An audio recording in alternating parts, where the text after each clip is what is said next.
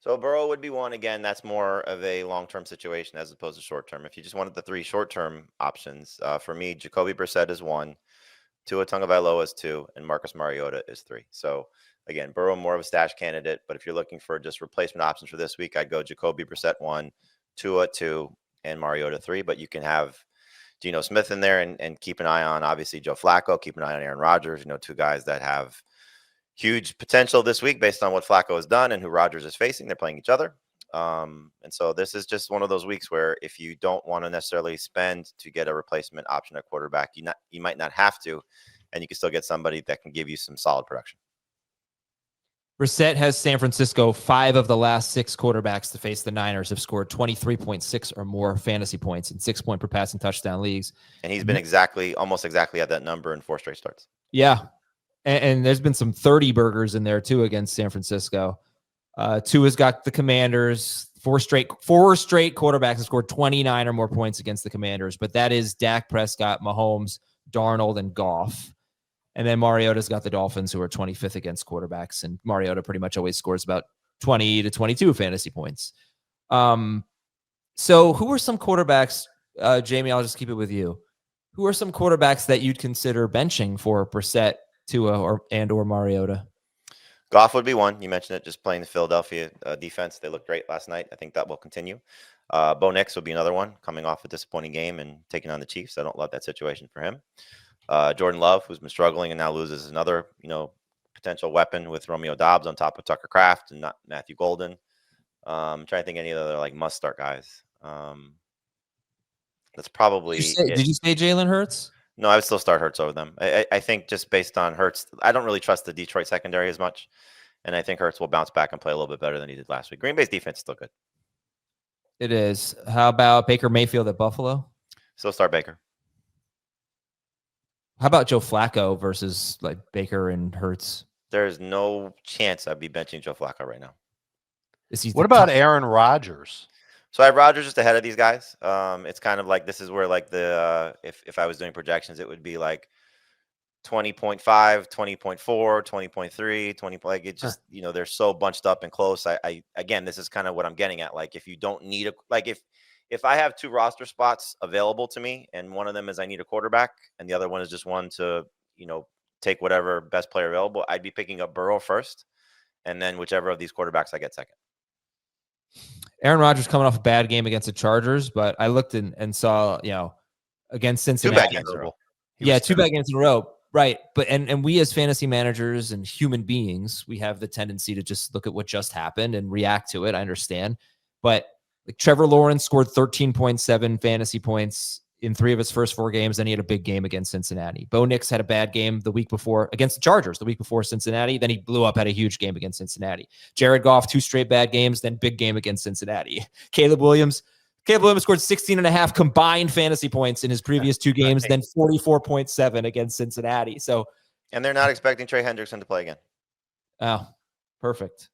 All right, so quarterback's great. Dave, we talked about DeMarcado and Tucker. Are there any other running backs that you'd want to add? Not that they're sexy names, but Tyler Algier is available in about 40% of CBS Sports leagues, and I think that he's somebody who could be in range for maybe 10 PPR points. I think you start him and you hope for him to get around that range, and that feels like a higher number than what you could expect from Devin Singletary, who's 55% available. So if we're not stashing Sean Tucker, the 3 names would be DeMarcado 1, Tyler Algier 2, Devin Singletary 3, but Tucker's ahead of all 3 of those guys. Yeah, I mean, I'm treating Tucker as a flex. I know you keep saying stash, which makes sense, but no, he's the flex. He could be in there. Yeah, I would play him at this point over Rachaad White in this matchup. Just a thought on Algier. When does Algier usually do well? Not last week, notwithstanding, but it's when they win and he gets a lot of fourth quarter carries. He's got some opportunities for that. I'm not saying it's going to happen all 3 games, but the next 3 games for Algier are Carolina, at the Saints, and at the Jets. But it's not just the wins. I mean, he scored a touchdown in 4 of his last 6 games. So he's unfortunately stealing too many goal line opportunities. He had 2 one-yard touchdown runs last week.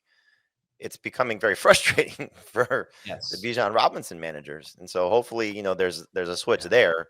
But then Algier can still be productive, to your point, in games where they're trying to maybe use him a little bit more to kill the clock. It's just been, one of these situations that's a little annoying from the Robinson standpoint, but beneficial if you have had to play Algier in any stretch. Yeah, you're not going to like hearing this if you're a Bijan owner, but by the end of the game, Algier was the better running back for Atlanta. Like running downhill, much, much better, much smoother, much more in sync with the offensive line, more powerful. Like he looked like the better guy. It was let's call it a fourth quarter sample size, but he looked better than Bijan by the end of the game.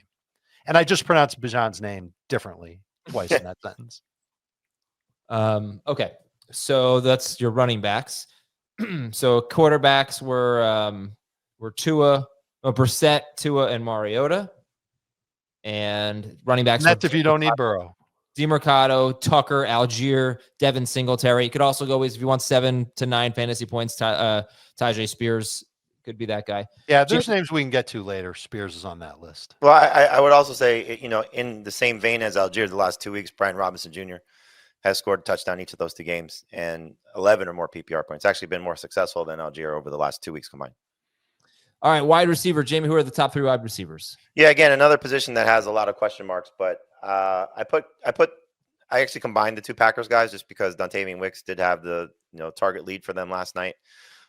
So Christian Watson would be the first place to look just because I think he's more explosive. We know what this Giants secondaries look like.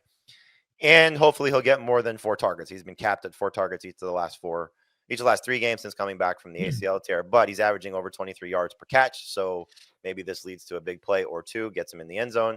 So I don't have Wicks second, but I do have Watson there, but you can look at both Packers wide receivers. I put Darius Slayton second, mostly on the hope that it's Jameis Winston, but still I think even with Russell Wilson, with the moon balls that'll throw, that plays into Darius Slayton's game.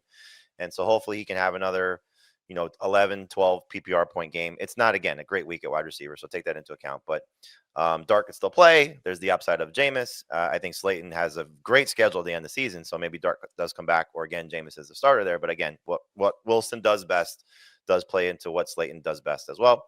And then I put Parker Washington third. Again, it's just one of these weeks where the wide receiver, not a great standout guy. In the case of Washington, Thomas may return. Brian Thomas may return. Jacoby Myers is clearly going to be more involved. At least that would be the expectation. But 7+ targets in 3 straight games. I think just based on how the Chargers play, he's going to have a lot of opportunities. We'll see if Brenton Strange comes back. That'll factor into this as well. But Parker Washington right now seems to be the go-to guy for Trevor Lawrence, just based on how quickly he's trying to get the ball out and who's the guy they trust. Washington, I wish, is this really more of a 1 week thing? Because with Strange coming back, with Hunter, Brian Thomas, with Jacoby Myers, he only played 50% of the snaps. Do I feel like I'm getting any more than 1 week out of Parker Washington? So I think that's certainly a rational school of thought when it comes to what the Jaguars receiving core is. We don't know when Brian Thomas is coming back. You have at least 2 more games where Hunter is not going to be available.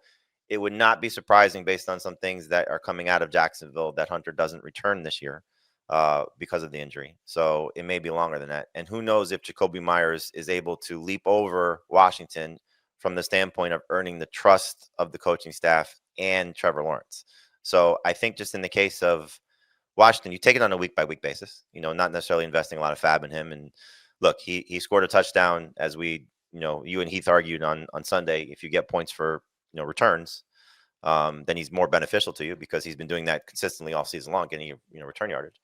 But in the case of just him as a wide receiver, redraft leagues, I think you just kind of approach it as, am I picking up a number 3 receiver in a 3 receiver league? Then that's probably the guy you should be thinking of. All right. So the top 3 wide receiver priorities are Christian Watson and Dontavian Wicks possibly in there as well, Darius Slayton and Parker Washington. Dave, how about tight ends? So the top tight end that I like is Dalton Schultz, provided that he's healthy. We don't know this. What's the report week to week on Dalton Schultz, Jamey? Schultz is fine. No, Dalton Kincaid is week to week. I thought Schultz had an issue too. Am I crazy? If Not Schultz that is fine, I'm he's the number 1 guy. Yeah. Double check that, because maybe I'm just nuts. Sounds like I'm nuts. So Schultz would be number 1. Njoku would be number 2. And Brenton Strange would be number 3. Jamey mentioned him when he was talking about Parker Washington. His window to practice is opened. And I think that he's going to end up being involved as a short area target. I think he and Parker Washington are the 2 guys that are most in sync with Trevor Lawrence right now. In time, Jacoby should fill in admirably and be in sync with Trevor Lawrence. But those are going to be the three that you'll look at. We're hoping that Brian Thomas Jr. takes steps to be, explosive and great once again, but it's been a while, man. We're in week 11. He really hasn't been on the same page consistently with Trevor Lawrence. So all these short area guys that Trevor Lawrence can lean on to dink and dunk, it'll add up. It'll add up to 10 PPR points or 7.5 and half PPR. And Strange can get you that. But I do like Schultz and Njoku better. Why do I think that Dalton Schultz? Yeah. Do you want to start the show over, Dave? Let's do it. Yeah. This is the first week where the timeout is going to be the best thing ever. Yeah, amazing. I really can't believe that during that moment, again, if you weren't listening or if you didn't see it live, you have no idea what I'm talking about. But we do the show 2 to 3 minutes in, I think. We're about to get into the priority. Thomas comes up on the screen. He's a timeout. We're not live. I don't know what happened. We're not live. And we weren't, according to the program we use. And then we start doing it again. And we were live. But I can't believe that we didn't say anything bad or anything that we regret. Like, it is hashtag professional. No, but it's nothing that could get us in trouble. I mean, we got lucky there. In trouble. Jamey's been cursing for 3 weeks now on every show.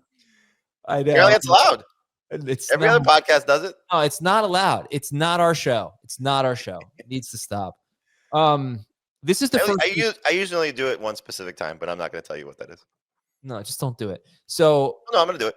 No, you seriously stop. So what? This is the first week where I feel like first week in a while where I really don't like the tight ends on the waiver wire. Well, it's not amazing, but it's good. I think there's a reason for that though, because we've gotten such great production from the position. Like, you're not chasing that many guys anymore. I guess. Here's the problem. You don't have Tyler Warren this week. If you just picked up Jawan Johnson, you did well with him last week. You can't use him. Kincaid is week to week. Gadsden, we don't know if he's going to play. True. And so the problem is that it's not as plentiful, and there's going to be demand for it. So maybe the waiver priority and the fab bids have to be a little bit higher than you would think for guys like Schultz, Njoku. Double check for Fannin and Otten. They're still out there in about 30% of CBS Sports leagues. We'll talk. I know we'll get into the position a little bit deeper. There's a couple of sleepers here that could help you out. Well, now it's time for coverage you can count on, sponsored by Nationwide. And Jamey, let's get a DST to stream this week. My favorite one's the Chiefs, just because the Broncos offense has been struggling quite a bit. They're coming off their bye week. They should be rested, should be ready to go. So I like them. I also like the Falcons and then the Cowboys and the Dolphins. So 3 defenses that have clearly been struggling, but have some good matchups based on some offenses that are in some rough shape. But I think the Chiefs, just given what they're looking at right now, have a chance to help you out this week as a low-end starter, not a top 5 DST like we've had a couple of times during the segment. But I think just based on Bo Nix and how bad he's looked, Chiefs could really make him look even worse in this matchup. Plus, you have no Dobbins, most likely. And that was coverage you can count on, sponsored by Nationwide. So it's the Chiefs, the Falcons, the Cowboys, and the Dolphins at DST. Streamer, doesn't look like a great week there. What about kicker? Kickers would be, you got Tyler Luke, who's coming off a strong game. Harrison Butker coming back, kicking in the altitude. Borregales taking on the Jets. And then Zane Gonzalez, I expect him to be the kicker still for the Falcons, just based on what their situation looked like last week. So good matchup for him taking on the Panthers, in his building. No weather issues.